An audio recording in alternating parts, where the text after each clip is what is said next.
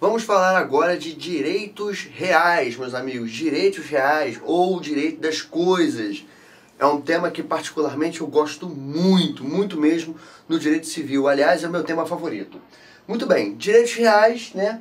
Bom, antes da gente entrar na posse, né? Que eu acho que é o instituto mais importante, mais visto nos direitos reais, eu vou dar um conceito para vocês do que seriam direitos reais ou direito das coisas, né? Esse Instituto do Direito Civil é o Instituto do Direito Civil, é um ramo patrimonial, um ramo material do direito. Direito real é o direito que a pessoa exerce sobre determinada coisa apropriável. É o direito que a pessoa tem de dispor fisicamente de um bem apropriável. Eu vou dar um exemplo aqui para vocês. Vamos lá. Dispor de um bem fisicamente. Olha aqui, ó. Vou pegar aqui para vocês, ó. Dê uma olhada. Aqui, ó, um aparelho celular. É um bem móvel ou um bem imóvel? É um bem móvel. Então eu tenho o direito de dispor fisicamente deste material aqui, deste produto aqui, deste equipamento aqui, não é? Eu estou exercendo aqui um direito real sobre esse bem.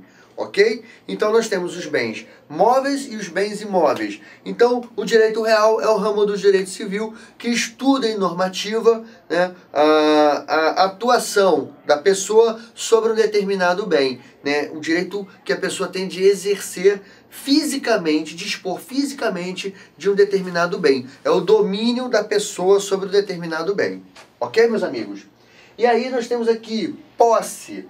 O que é a posse? Né? Antes da gente colocar aqui a teoria subjetiva e a teoria objetiva, né? Posse, eu botei aqui, ó, considera-se possuidor aquele que tem o poder físico sobre a coisa com intenção de dono. Então a posse, na verdade, né, é um fato temporal, porque a posse ela tem início, meio e fim, né, que uma pessoa exerce, né, uma força que a pessoa exerce sobre determinado bem, ok? Com intenção ou não de ser dona, ou intenção de ser dona.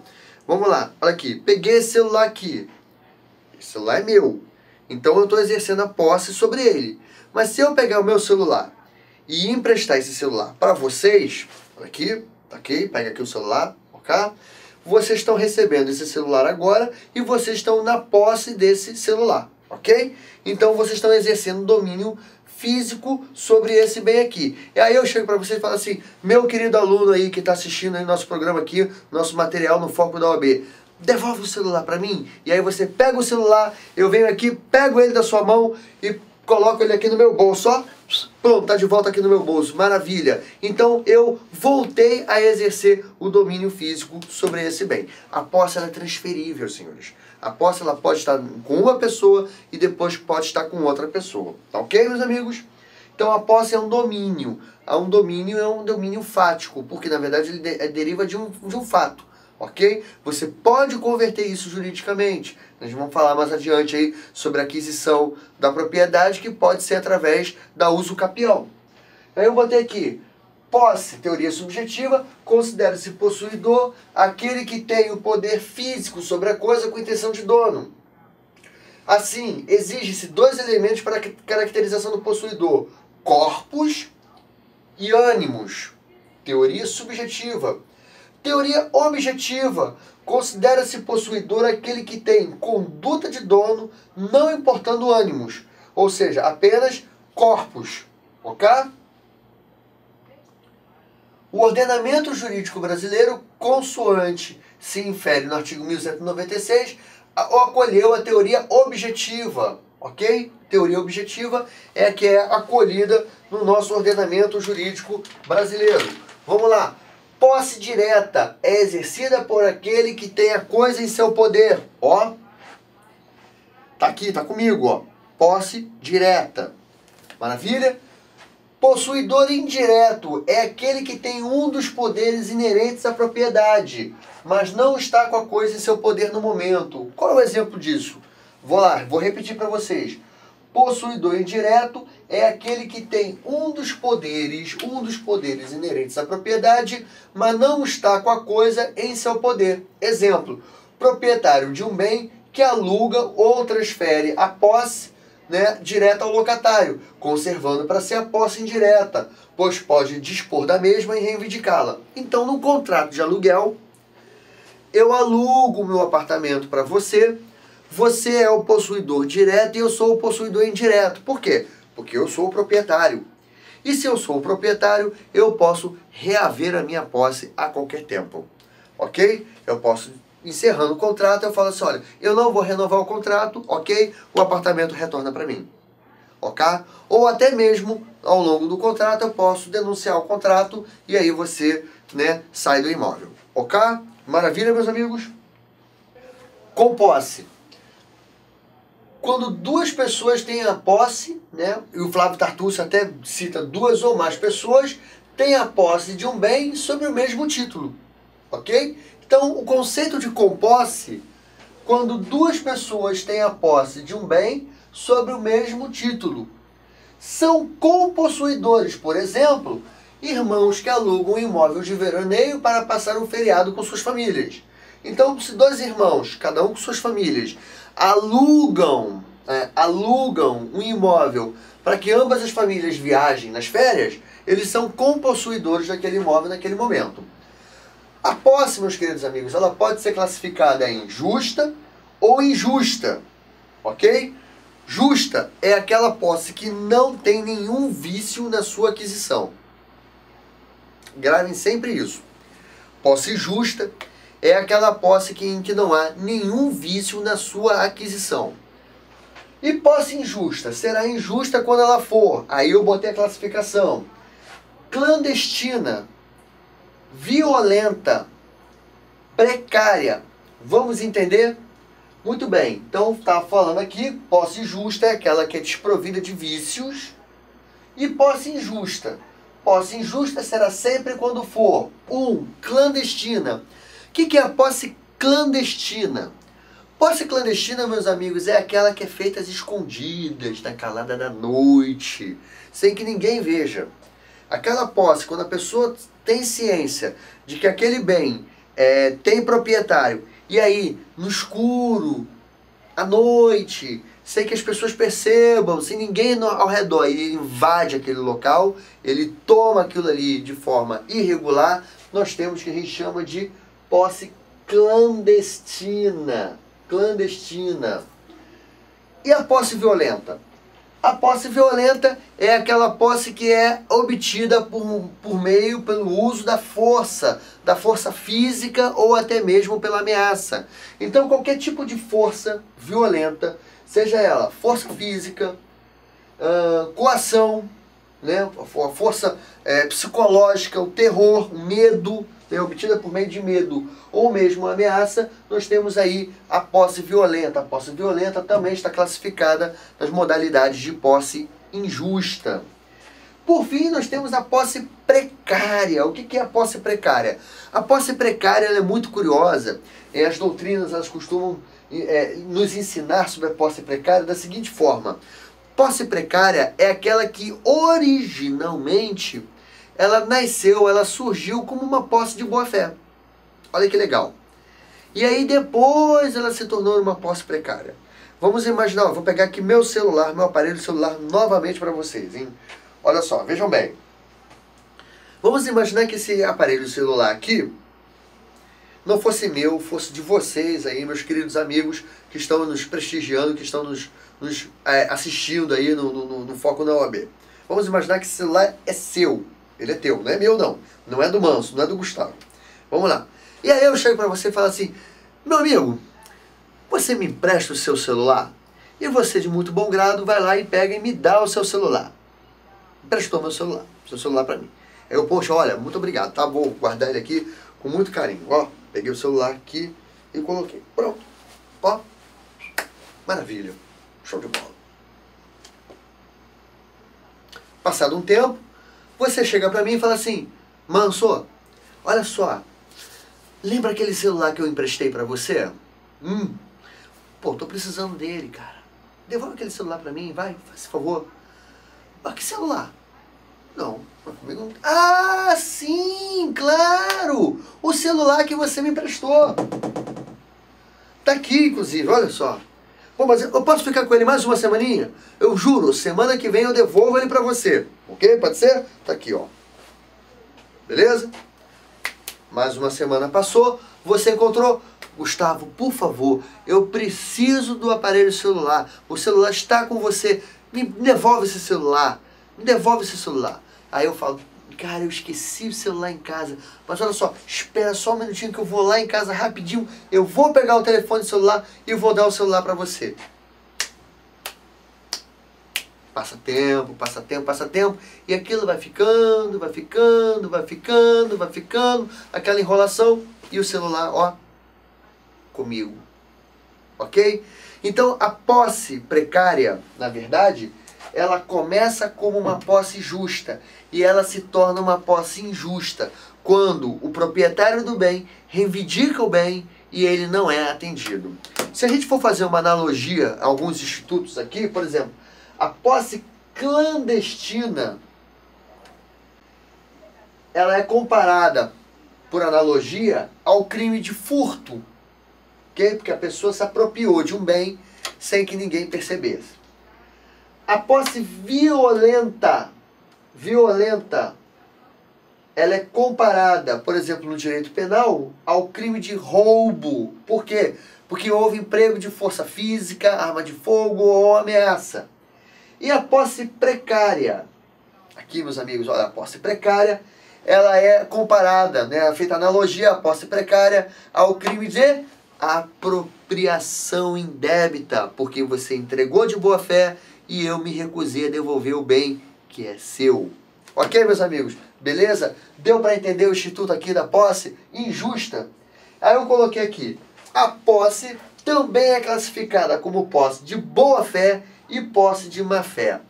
Posse de boa fé é aquela posse em que o posseiro ele desconhece todo e qualquer vício que possa acarretar prejuízo à sua posse. Ele ignora os vícios.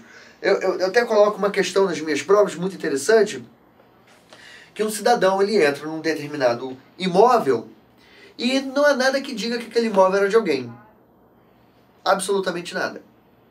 E aí ele fica 1 mês, 2 meses, 3 meses, 4 meses no imóvel. E aí ele resolve fazer uma capina. Ele resolve limpar o terreno. Quando ele limpa o terreno, ele acha uma placa antiga, muito antiga, a placa já está até meio apagada, né? Um pouco destruída, meio deteriorada, consumida pelo tempo, tudo mais, dizendo assim, propriedade particular.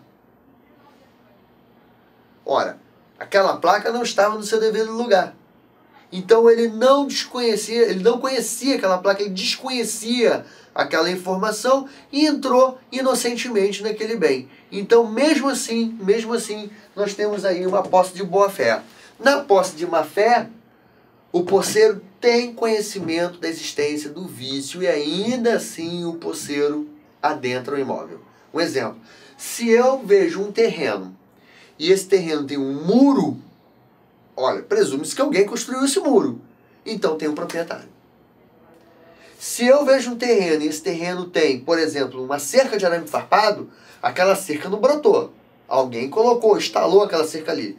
Tem proprietário. E eu vou lá, corto aquela cerca e entro no imóvel, eu estou praticando uma posse de má fé. Ok, meus amigos? Beleza, companheiros? Aí eu botei lá, posse de boa fé, quando o possuidor ignora o vício ou obstáculo que impede a aquisição da coisa. Há uma presunção relativa que a posse obtida mediante justo título é sempre de boa fé. Ok? Ainda se classifica, a posse ainda se classifica em posse ad interdicta e ad usucapione. Posse ad interdicta, muito legal, é aquela que confere ao possuidor valer-se de direitos, né, meios de defesa, quando sua posse for esbulhada, ou turbada, ou ameaçada, ou seja, sofrer esbulho possessório, turbação ou simplesmente ameaça. Então ele pode se valer das medidas protetivas da posse. Um exemplo, esbulho, ação de reintegração de posse, turbação ou perda parcial, ação de manutenção da posse, Ameaça, ação de interdito proibitório. Vou repetir. Vamos lá. Esbulho, perda total. Ação de reintegração de posse. Turbação, perda parcial. Ação de manutenção da posse. Ameaça, iminência de perder o bem. Interdito proibitório. E aí a posse ad usucapione é aquela que se prolonga no tempo, podendo gerar aquisição do domínio pela ação de uso capião. Aí eu coloquei para vocês aqui, só para a gente entender, para a gente ilustrar, os direitos reais constam no rol taxativo, né, o rol da lei, estabelecido no artigo 1225. Leiam esse artigo, meus queridos amigos. São direitos reais a propriedade, a superfície, servidões, usufruto, uso, habitação, o direito do promitente comprador, o penhor, a hipoteca, a antícrase, a concessão de uso especial para fins de moradia e, por fim, a concessão do direito real de uso. Então, meus amigos, apresentando para vocês aqui o rol taxativo do artigo 1225 do Código Civil, são direitos reais. Repetindo, a propriedade, a superfície, as servidões, o usufruto, o uso, a habitação, o direito do promitente comprador, o penhor, a hipoteca, a antícrase, a concessão do uso especial para fins de moradia e a concessão do direito real de uso. E aí partimos para a propriedade. Terminamos posse e vamos para a propriedade. Propriedade é direito garantido pela Constituição Federal, está lá no artigo 5º, inciso 22, e conforme também previsto no artigo 1228, caput do CC, do Código Civil, o proprietário tem direito de usar, gozar e dispor da coisa, bem como reavê-la do poder de quem injustamente possua ou detenha.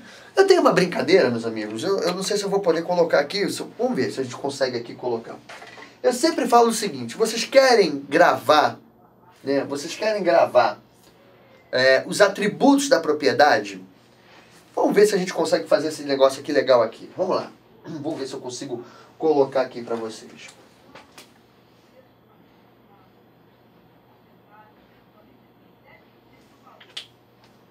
Vamos ver se eu boto aqui legal, olha aqui. Aqui não tá bom.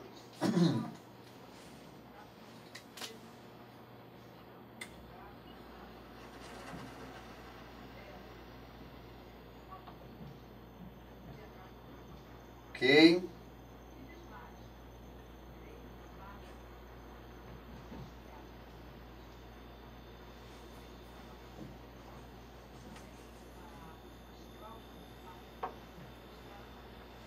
Muito bem. Eu vou até botar aqui o A aqui embaixo, que algumas teorias dizem que é, outras dizem que não é. Vamos lá.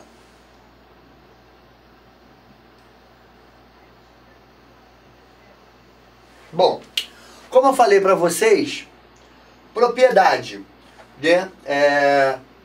Artigo 1228 do Código Civil, o proprietário tem direito de usar, gozar, dispor de coisa, bem como reavê-la do poder que injustamente possui ou tenha. Eu brinco com os meus alunos, em sala de aula, sempre o seguinte: como é que a gente pode memorizar os atributos da propriedade? Muito simples. Grude ou gruda, né? Gozar, reaver, usar, dispor. Algumas doutrinas dizem que alienar também é um atributo da propriedade. Então, ou grude ou gruda. Gozar, reaver, usar, dispor e alienar. Beleza? Então fica mais fácil para vocês entenderem aqui os atributos da propriedade. Vou fixar aqui em vermelho aqui para ficar mais visível, né? G. Ok? Olha lá.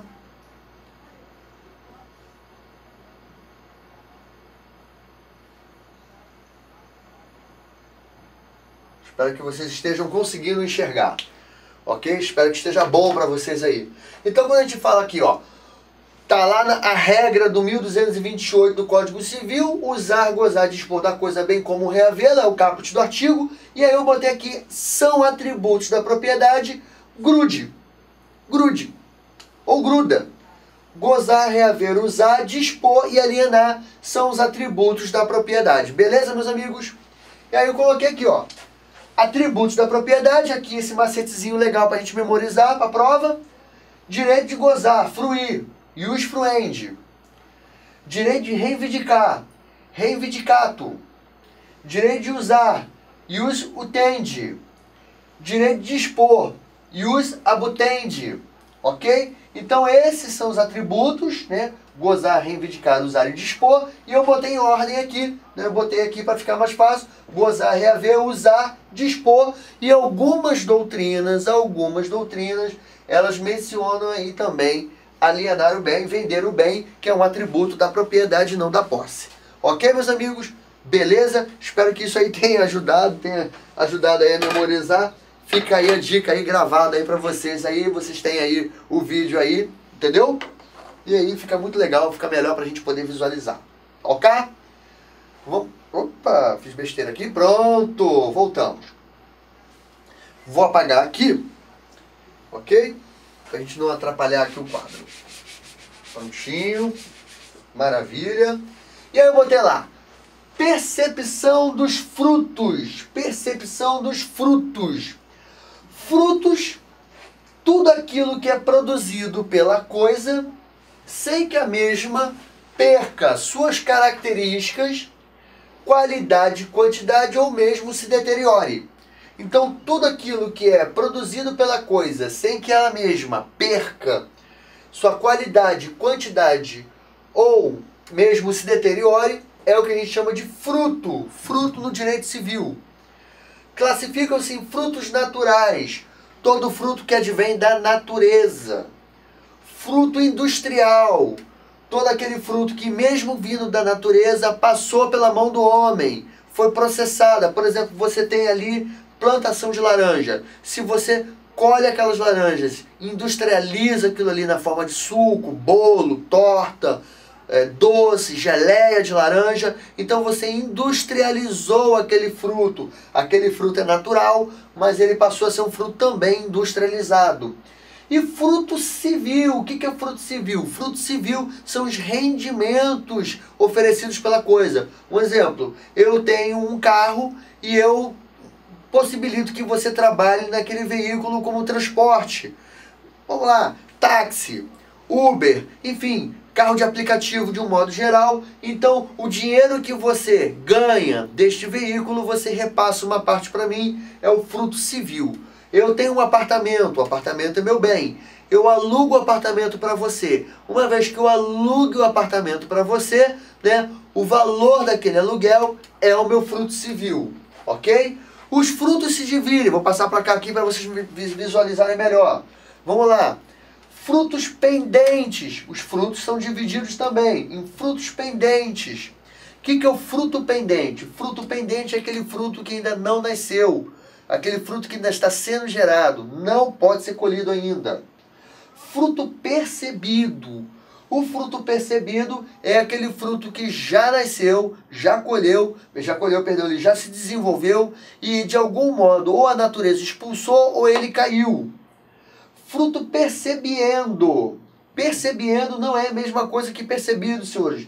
No fruto percebido, o fruto ele é expulso pela própria árvore. O fruto percebiendo é aquele fruto que deveria ter sido colhido no tempo adequado, não foi e, consequentemente, o fruto se estragou, pereceu. Fruto colhido. O fruto colhido, como o próprio nome já diz, ele foi percebido, ele foi visto, né? O fruto percebido, a própria natureza expulsou. O fruto colhido, ele foi visto pelo homem, e aí o homem foi lá e retirou ele, né, da coisa, do bem principal. Fruto armazenado. Fruto armazenado é todo fruto percebido ou colhido e que se encontra estocado em armazém. E fruto consumido é aquele fruto que caiu da árvore, né, fruto percebido, ou fruto colhido, que foi retirado pela mão do homem e foi o quê? Consumido pelo mesmo. Então ele não existe mais. Ok? Vamos recapitular? Muito bem. Então vamos lá.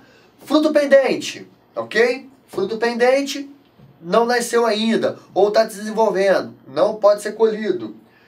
Fruto percebido, ele foi expulso pela natureza, está no chão. Fruto percebendo, deveria ter sido colhido, não foi, se estragou. Fruto colhido, foi visto pelo homem, retirado pelo homem. Fruto armazenado, se encontra estocado em armazém. E fruto consumido, foi consumido pelo homem, não existe mais. De novo, apertei o botão errado, vamos lá. Peço desculpas.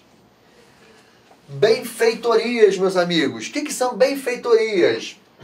Benfeitoria é tudo aquilo que é introduzido na coisa, no bem, com o objetivo de preservar, melhorar, aqui conjunto, desculpe, melhorar a utilização ou mesmo o conforto do usuário, ok? Então tudo aquilo que é acessório, que não faz parte da coisa principal e foi introduzida a posteriori, é o que a gente chama de benfeitoria. Benfeitoria se classifica em benfeitoria necessária. O que é benfeitoria necessária?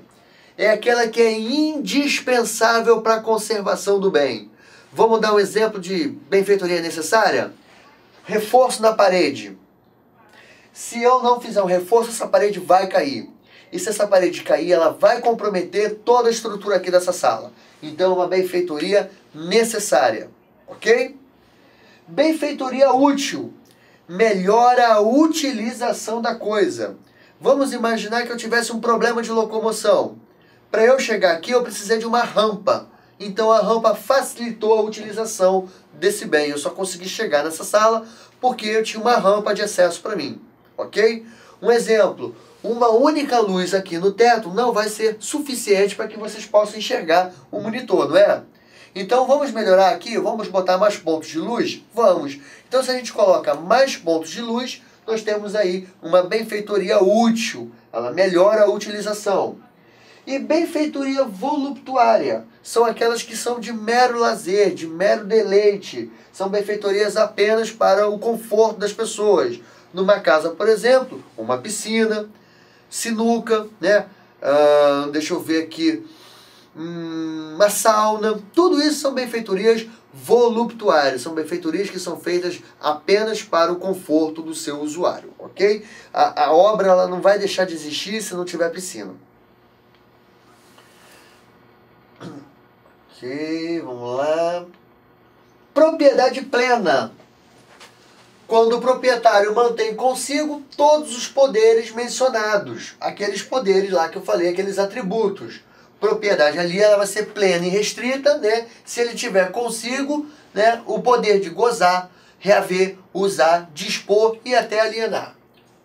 Propriedade limitada ou restrita é quando transmite a outrem um desses poderes, no caso como usufruto ou aluguel. Ora, por exemplo, eu disponho do meu imóvel, entendeu? Mas no momento eu não estou utilizando ele. Então outra pessoa está usando ele, ok? Então eu tenho uma propriedade restrita. Propriedade resolúvel. A propriedade pode ser resolúvel quando o direito estiver adstrito a uma condição resolutiva, a um termo como, por exemplo, a propriedade fiduciária. O contrato fiduciário, ele é um contrato resolúvel. Forma de aquisição da propriedade, nós temos aí. A propriedade ela pode ser adquirida, né? A propriedade imóvel pode ser adquirida de 4 formas. Pela uso capião, que é a ação de uso capião, pelo registro, né, compra e venda, pela acessão e pela transmissão hereditária. Vamos explicar cada um deles aqui para vocês poderem entender exatamente. Uso capião é a ação, né? É o que a gente chama de a utilização, né, contínua daquele bem e você adquire os direitos possessórios ali definitivos por uma sentença judicial. O registro, evidentemente, também está relacionado à compra e venda. Você registrou aquilo ali, a propriedade passa a ser sua. A acessão é quando nós temos alguma modificação no solo que incorpora terras à sua propriedade. Vamos imaginar o seguinte, olha, eu gosto de falar de acessão, que ela é bem curiosa. Olha aqui, nós temos uma propriedade aqui. Olha que bacana, meus amigos. Vou puxar uma seta aqui de acessão. Vou pegar aqui outra caneta aqui, que está melhor para vocês enxergarem aqui. Ó. Vamos lá, acessão. Nós temos uma propriedade aqui. E ao lado dessa propriedade aqui passa um rio. Estão conseguindo enxergar? Muito bem. Aqui está a sua propriedade. Aqui está o rio. Vamos imaginar que aqui tem uma outra propriedade. Correto? Imagine só se esse rio seca. Ó, vou colocar aqui, ó. Presta atenção. O rio secou. Se o rio secou, vai haver o quê? Um prolongamento das duas propriedades. Ok? O que antes era a passagem de um rio, né? O rio secou e as terras da propriedade se aumentaram e as propriedades se uniram e aí tem a fronteira entre uma propriedade e outra. É o Instituto da Acessão. E a transmissão hereditária, obviamente, né? Não preciso nem explicar muito aí, é o direito hereditário que a pessoa tem. A pessoa adquire a propriedade herdando do seu antecedente, ok? Do seu antecessor, perdão. A usucapião também, né, é chamada de prescrição aquisitiva. É uma forma de aquisição originária da propriedade imóvel. Então, o que é? Prescrição aquisitiva é a usucapião. Há diversas modalidades de usucapião no Código Civil.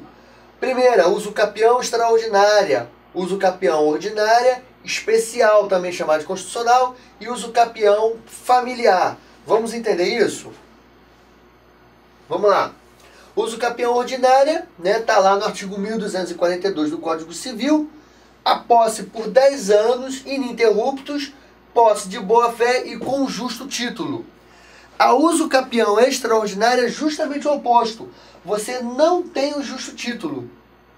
Você também tem uma posse de boa-fé, mas sem um justo título, ok? E aí nós temos a usucapião extraordinária. A usucapião familiar é uma modalidade nova no Código Civil, está lá no artigo 1240-A do Código Civil, também introduzido pela Lei 12424 de 2011. O que a doutrina nos ensina em relação ao usucapião familiar?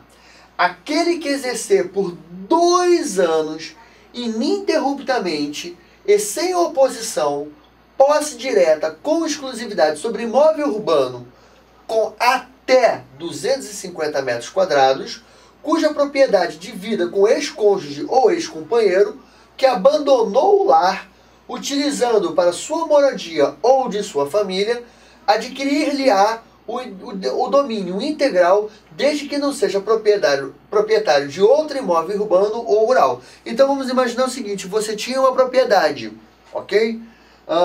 Você estava utilizando um imóvel com seu ex-companheiro ou ex-marido, né? Ou ex-esposa ou ex-companheira, que abandonou o imóvel, né? Deixando o imóvel com você, você tem direito ao usucapião daquele imóvel por 2 anos, se aquele imóvel tiver até 250 metros quadrados, né? E se você não for proprietário de nenhum outro imóvel urbano ou rural. Ok, amigos?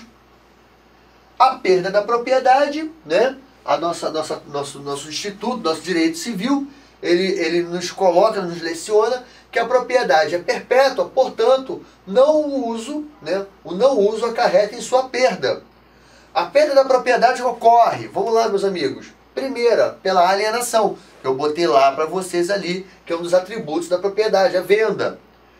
Pela renúncia à propriedade, eu posso renunciar ao direito de propriedade.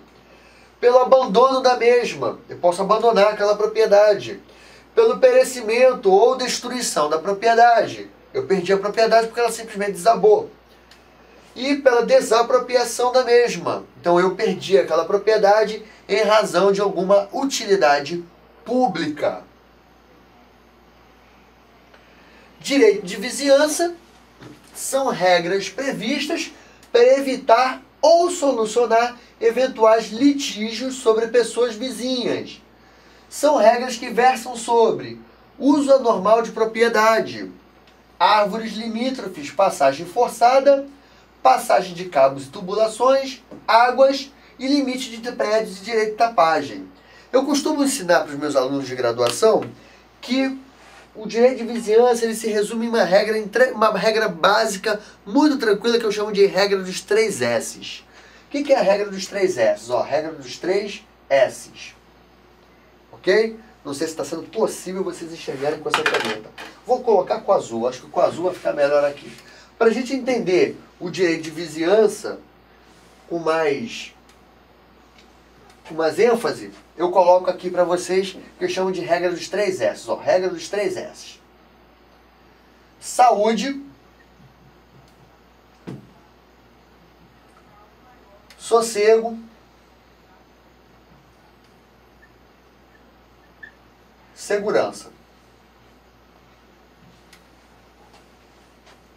Saúde, sossego e segurança são as regras dos 3 S's. Ok, amigo?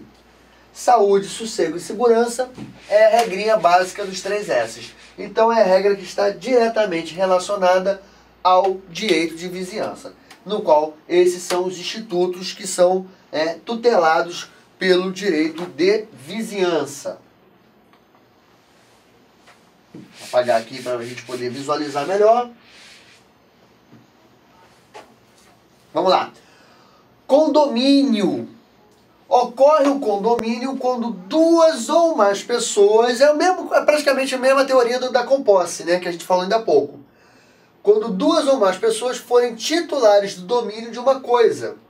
O condomínio pode ser voluntário, eventual ou necessário. Condomínio voluntário decorre da vontade das partes, como, por exemplo, um casal que adquire um imóvel. Condomínio eventual se estabelece pela vontade de terceiro. É estabelecido por disposição testamentária ou por doação, em que o testador ou doador beneficia 2 ou mais pessoas. Condomínio necessário decorre da lei. É o condomínio por meação de paredes, cercas, muros e valas. Vamos entender isso, meus amigos. Vamos lá.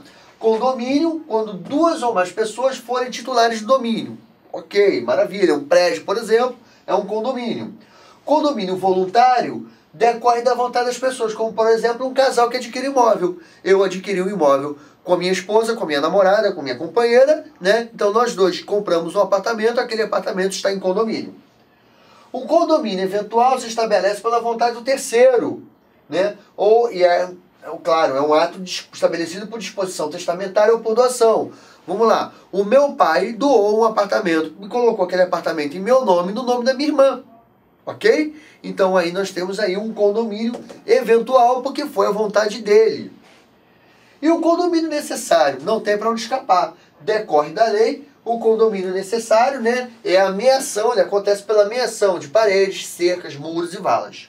Ok? Então é aquela vala comum, aquele setor comum, aquele muro que divide todo aquele conjunto habitacional, né? E aí aquele muro está em condomínio. Ok, meus amigos? Beleza, companheiros? Então é isso aí.